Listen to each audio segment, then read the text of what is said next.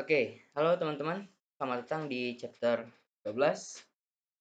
Sekarang kita membahas mengenai bagaimana suatu perusahaan itu menyajikan atau eh, melakukan keterbukaan terhadap financial reporting, laporan keuangan.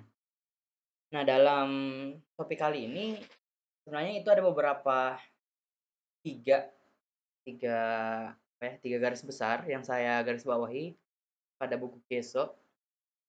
Itu yang pertama interim report, kemudian yang kedua annual report, yang ketiga, other information. Nah, ketiga informasi ini itu berguna banget untuk stakeholder. Sehingga bagaimana dia sampai kepada suatu titik yang emang itu tuh suatu keputusan yang sesuai penilaian secara fundamental. Gitu, teman-teman. Nah, berbicara mengenai topik kita kali ini, saya akan lebih membahas mengenai ke interim reportnya. Karena kalau annual report kayaknya itu udah di pelajaran ya, mengenai financial statement, yang IS, income statement, kemudian laporan perubahan modal atau return earning atau laba ditahan, kemudian statement of financial position, laporan neraca ya, atau laporan posisi keuangan, kemudian cash flow, arus kas, kemudian catatan atas laporan keuangan. Nah, ini yang agak masuk di annual report sebagai financial statement. Nah, namun perlu diketahui juga bahwa annual report itu bukan cuma financial statement intinya. Ada juga mengenai profil para direktur, terus siapa auditnya, terus apa lagi ya? Aksi korporasi selama periode tersebut dan periode mendatang seperti apa. Nah, itu masuk di annual report. Jadi bukan cuma financial statement aja gitu. Kemudian other information itu mengenai apa ya? Situasi ekonomi makro. Ekonomi makro tuh seperti bagaimana hubungan ekonomi suatu negara terhadap eh, entitas-entitas atau lembaga perusahaan itu sendiri, mengenai bagaimana tingkat inflasi, bagaimana mengenai tingkat suku bunga, eh, gejolak politik yang memengaruhi ekonomi. Nah, itu masuk di other information. Namun topik kita kali ini fokus kepada ini, interim report. Kita hapus dulu sedikit, agak ngeganggu nih. Nah, berbicara mengenai interim report, itu tuh ada dua pendekatan, teman-teman.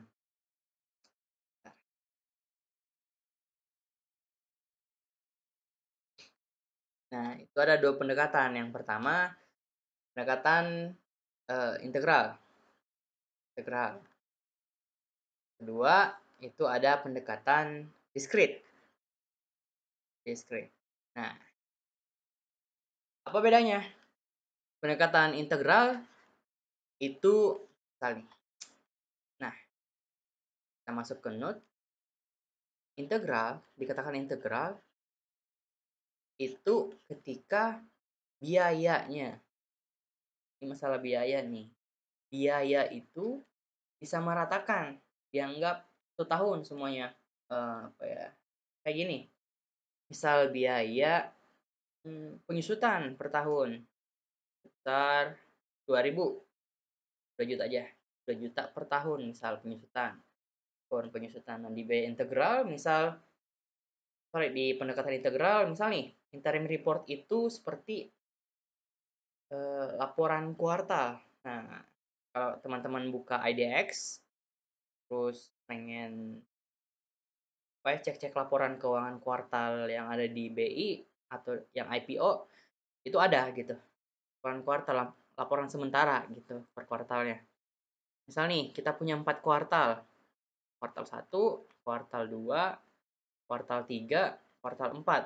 Nah, kuartal 1 itu kan dari bulan 1 sampai 3, terus bulan 4 sampai 6, iya benar, 4 sampai 6, dan seterusnya. 7, 9, 10, 12. Oke, ini laporan kuartal nih biasanya gini. Misal nih, untuk pendekatan integral, kita fokus kepada biaya. Jadi yang bedanya hanya di biaya aja gitu. Biaya, biaya administratif yang akan jadi biaya. Nah, misal nih, biaya integral per tahunnya 2 juta. Otomatis misal nih kalau masuk di kuartal pertama kita pakai pendekatan integral, itu akan disamaratakan. Misal 2 juta per 2 juta dibagi 4 berapa tuh? 4, 500. Nah, berarti 500 nih. Ini pendekatan integral. Jadi dianggap sama semua. Tapi ada beberapa orang yang berpendapat bahwa biaya integral ini nggak sesuai dengan apa ya? Nggak sesuai, nggak fair gitu, nggak fair, nggak wajar. Nah, makanya muncul satu pendekatan lagi yang namanya sorry, yang namanya pendekatan diskrit. Nah, apa ya bedanya tetapi biaya? Misal nih, kita ambil lagi 2 juta per tahun. 2 juta per tahun, terus kita punya 4 kuartal, kuartal 1, kuartal 2, kuartal 3, kuartal 4. Nah, 2 juta per tahun eh, kita bagi 4, jadi 500 kan. Nah, kalau diintegralkan itu 500 ya. 500 disamaratakan. Jadi nggak fair nih karena beban yang ada pada kuartal pertama itu bisa jadi beda dengan kuartal kedua. Makanya muncul suatu teori diskrit bahwa di kuartal 1 itu bisa jadi berbeda dengan kuartal 2. Misal di kuartal 1 itu 500 misal. 500K di kuartal 2 ternyata hanya 100K kepake biayanya karena mesinnya nggak terlalu banyak digunain gitu. Terus kemudian kuartal 3 300 misal. Udah berapa nih? 500, 100, 400, 900. Nah, misal di kuartal 4 sering digunain si mesinnya jadi 1100, 1,1 gitu. Ini kan totalnya 2 juta ya? Benar? 2 juta. 2 juta. 2000 Kak. Juga kan 2000 Kak. Nah, jadi tetap sama, hasil akhirnya tetap sama. Biaya penyusutan per tahunnya tetap 2 juta gitu. Cuman setiap terminnya itu berbeda, itu tergantung pemakaian mesin. Nah, sementara yang integral itu bisa meratain nih, gitu. Ini untuk biaya tetap aja. Nah, jadi biaya bedanya si pendekatan integral sama pendekatan diskrit itu cuman terletak di biaya tetap aja, gitu. Itu teman-teman. Oke, kita masuk saja ke contoh soal. Kita sikat. Nah, misal nih, asli. Company ingin membuat suatu laporan keuangan interim per kuartal dengan menggunakan pendekatan diskrit. Oke, dia pengen guna ini pendekatan diskrit dan pendekatan integral. Oh, pengen pendekatan integral juga nih. Oke, berikut adalah informasi yang digunakan untuk membuat laporan tersebut. Oke, ini ada selling price per unit, itu ada 1000 per unit. Kemudian annual sales, eh, penjualan atau penjualan per tahun, baik projected and actual. Nah, kemudian per tahunnya itu 100 juta ternyata penjualan. Nah, ternyata di sini dibedain nih, ada manufacturing cost, ada non manufacturing cost. Nah, teman-teman perlu lihat nih. Manufacturing cost itu hasilnya akan menjadi sebuah aset. Benar? Aset apa? Inventory. Ya kan? Sementara manufacturing cost itu jatuhnya seluruhnya akan jadi beban, akan jadi expense gitu. Sementara manufacturing cost akan ada sebagian yang jadi inventory, sebagiannya jadi beban. Apa bebannya? Cost of goods sold. Yang perlu diperhatikan. Kemudian variable cost 1000 per unit. Oke. Fixed cost per tahun 2 juta. Oke. Kita masuk ke non manufacturing cost, variable 1.000 per unit, fixed cost-nya 3 juta per tahun, oke. Total production per tahun ini itu 1.000 unit. Nah, ternyata dia produksinya 1.000 unit tahun ini, gitu. Oke, 1.000. Nah, oke, itu teman-teman. Nah, jadi ini bedain ya. Ini dijualnya 1.100 unit karena mungkin pada tahun itu ada banyak nih. Ini 1.100 ini udah termasuk dengan persediaan tahun lalu gitu, tahun-tahun lalu. Jadi akumulasi nih.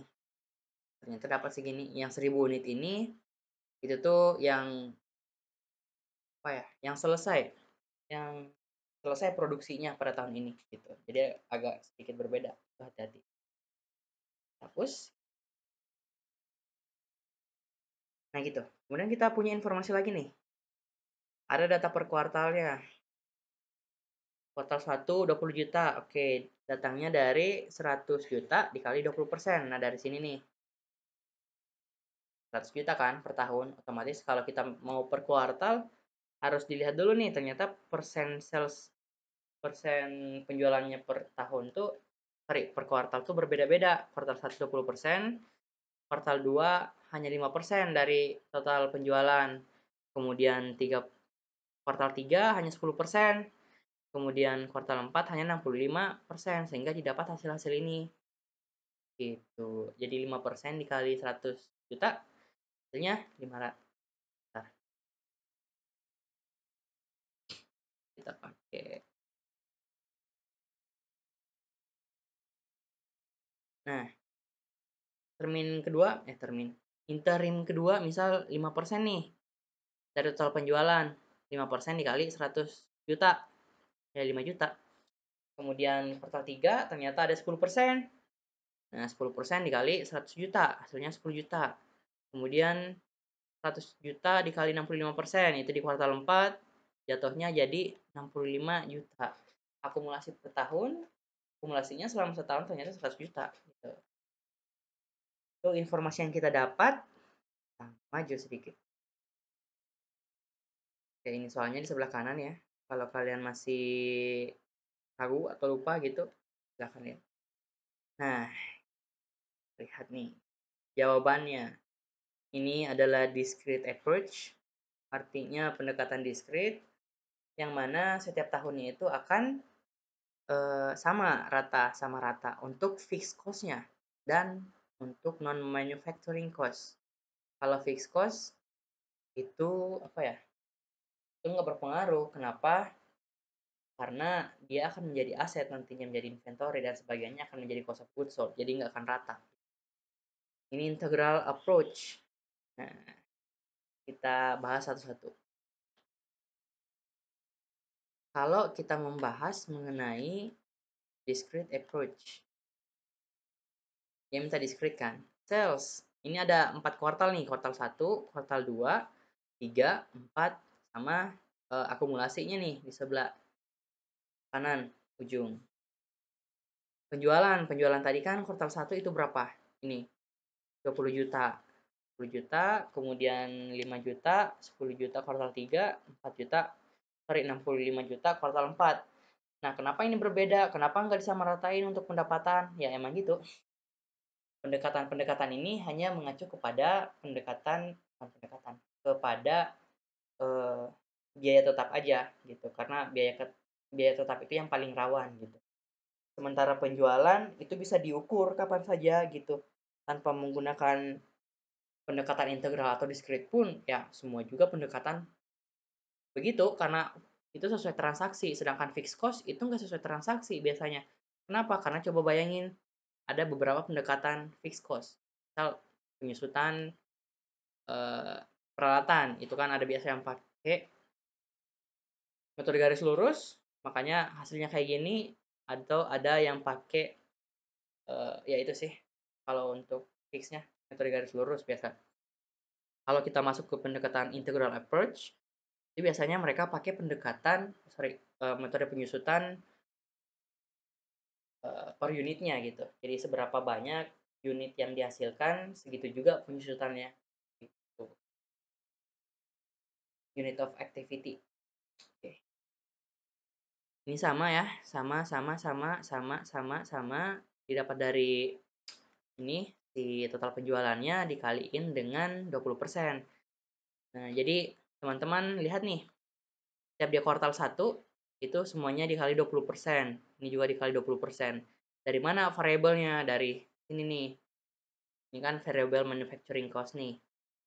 Nih, 1000 unit dikali 1000 unit production-nya. Kenapa? Karena variable bervariasi tergantung banyaknya unit gitu. 1000 unit, terus hasilnya misal 1.000.000 nih hasilnya. Kaliin dengan total yang terjual. Ternyata terjual 20% gitu. Begitu seterusnya untuk ini per unitnya dikali 1000, 1000 1.000.000, 1.000.000 dikali 5%. Itu ini juga 1.000.000 dikali 65%. 65, sorry. 650 itu dari 1.000.000 dikali 65. Nah, seperti itu. Dapatlah per tahunnya itu 1.000.000, sama kan ya? Sama 1.000.000. Gitu, teman-teman. Nah, beda lagi nih kalau masalah si fixed cost dalam artian manufacturing cost. Kenapa? Gini, di nah, untuk menghitung suatu uh, cost of production, cost of production itu kan ada berbagai tahap ya, mulai dari bagaimana perhitungan biaya langsung, terus perhitungan biaya tenaga kerja langsung, kemudian biaya overhead, kemudian working on process. Nah, ini semua masukan nih. Itu sehingga muncullah suatu uh, kalkulasi nantinya mana yang bakalan jadi inventory, mana yang sudah jadi COGS. Nah, yang jadi inventory itu yang bakalan jadi aset, sementara yang jadi COGS akan menjadi expense. Gitu. Itu dalam konteks manufacturing. Makanya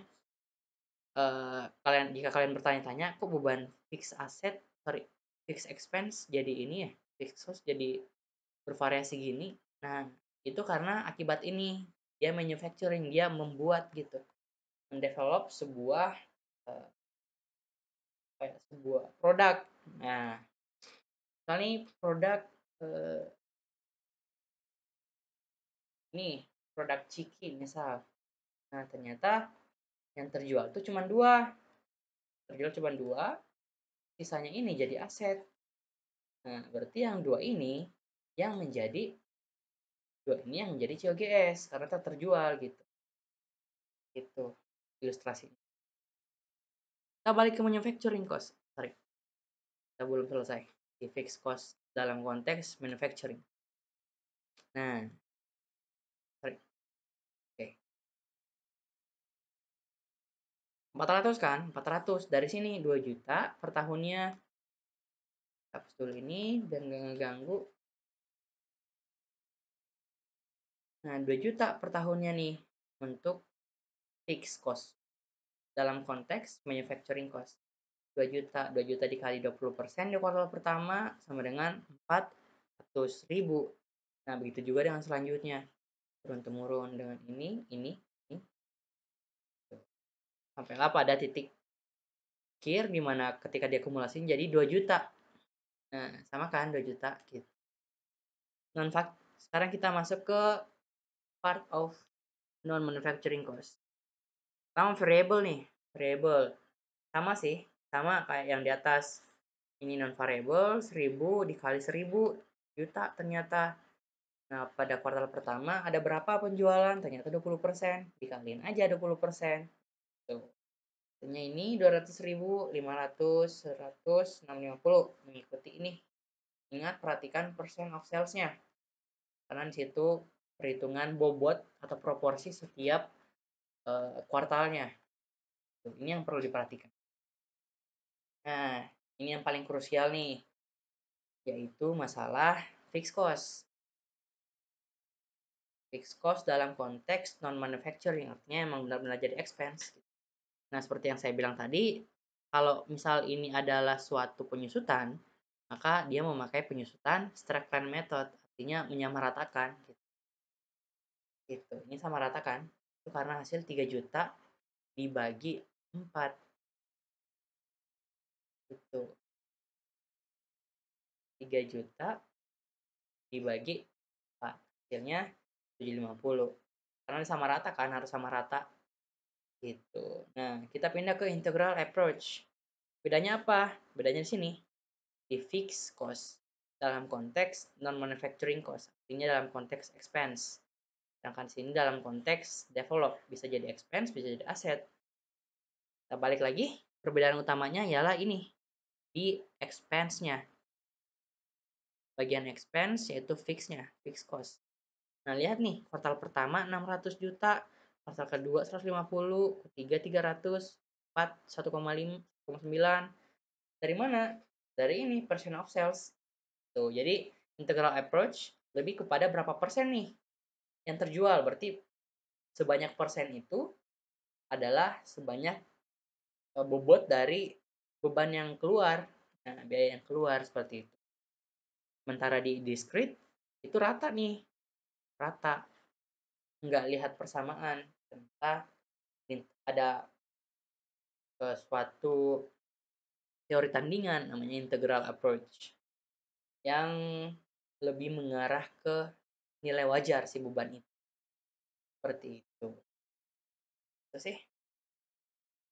Oke, semoga teman-teman semua paham ya. Kalau ada yang nggak dimengerti, silahkan chat dosen masing-masing atau asdos masing-masing.